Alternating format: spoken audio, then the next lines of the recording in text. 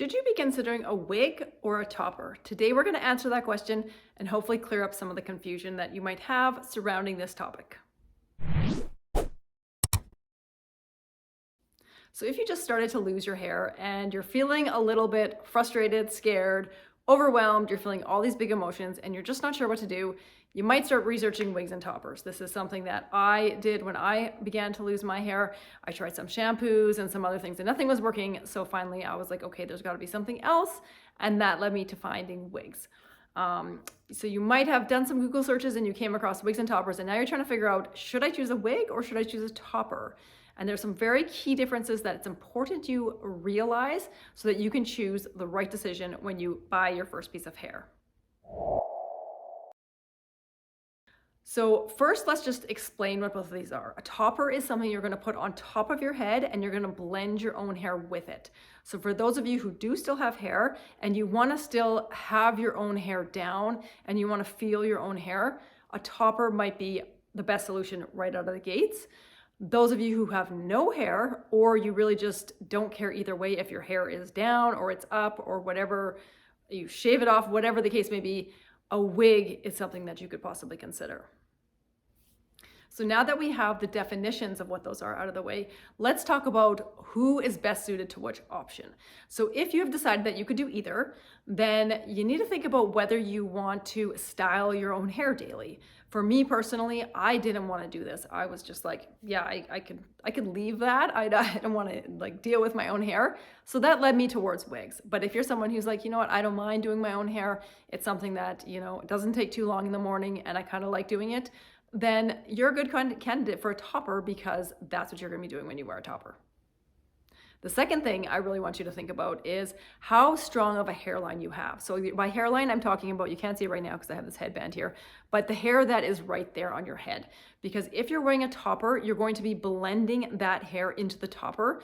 And if you already have a very thin hairline, which I have quite a thin hairline, it gets really hard to blend your own hair and cover the rim of where that topper begins. So what happens is you have your own hair, which is quite thin, and then you have the topper, and where the topper sits, if you can see that through your own hair, it gets pretty hard to hide the fact that you're wearing a topper. The only way around this is if you are someone who can do bangs, then you don't even need to worry about this at all, because the bangs, when you cut the bangs in the topper, it will cover your own hairline. So this is a non-issue. So for me, I did experiment with toppers for a while and I was wearing them, and I just chose to wear them with bangs because for me, it was kind of the no-brainer solution. The other option with toppers that I will comment on is silk top toppers tend to be a little bit thicker than lace top toppers. So if you really just don't want to wear bangs and you really want to wear a topper, then you might consider the lace toppers because when you get the closed lace topper, you'll blend your own hair in, but because the topper is thinner itself, that can make it a little bit easier to do. Alternatively, you can also find some lace front toppers on the market, which have a lace front, so then it's very similar to a wig. However, I actually strongly don't recommend those because it's very hard to get the lace to lay flat. So unless you're very experienced with gluing a lace front down, I just don't recommend it. I don't think it's a good option for anybody really. So now that we've covered the hairline, which is a very key part of choosing which direction you're gonna go, let's talk about how they feel overall. So obviously, if you're going to be putting a wig on, you're putting your whole head into something, and it's kind of like a full head experience, because it is. Whereas when you wear a topper, it's only sitting there on the top. So if you're someone who's kind of feeling a little bit tentative and hesitant, and you're just like, I don't know if this is for me, I don't know if I can deal with this, you're probably going to find transitioning to a topper first is a little bit easier because of the fact that it's less overwhelming to deal with. It's less to take in. It's less to feel in your head. It's just a lot less. So if you've decided that all the other factors are lining up and you can go with the topper, and you're like, you know what, this is just the best place for me to begin, then so be it. That's where you can go. And after you experience the topper and you're like, hey, this isn't so bad, maybe I can deal with a full wig, then you could look into a full wig after that. On the flip side of the coin though, there are some people who are just really gung-ho and they just want to dive right into wigs and they just want to experience it all. And I was that way when I first started wearing hair.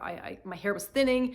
And I didn't even look at toppers. I was just wigs the whole way, and that worked out totally fine for me. And it was a little bit of an adjustment at first, and I had to be like, okay, this is the wig I'm putting on, but you get used to it really fast and then you're fine.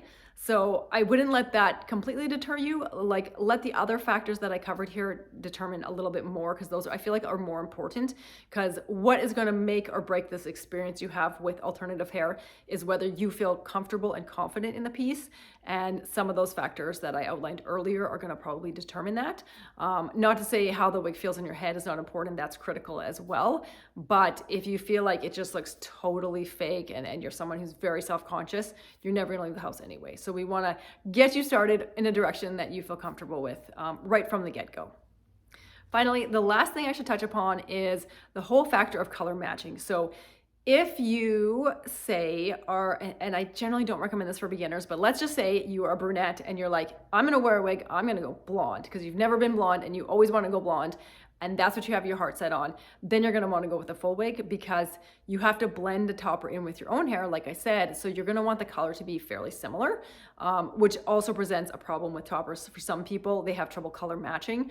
So that's something else you have to worry about and deal with as a topper wearer. Whereas with a wig wearer, because you're covering your whole hair, it does not matter. As long as it's the color you like and you feel like it looks good on you, or whatever, if that's not important to you, you're good to go.